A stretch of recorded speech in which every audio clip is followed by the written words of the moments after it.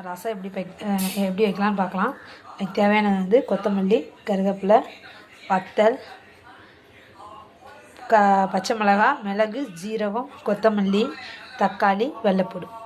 இது வந்து புளியை வந்து கரைச்சி வச்சுருக்குறேன். இதெல்லாத்தையும் அரைச்சி எடுத்துக்கலாம்.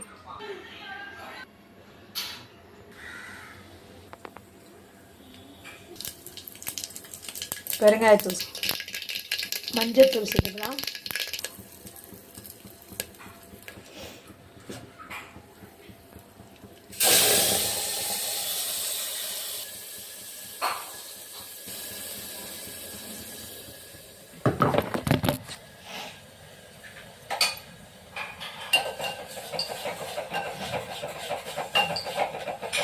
ஏங்க ரசம் மணக்குதா இல்லை அங்கே வர கேட்குதா?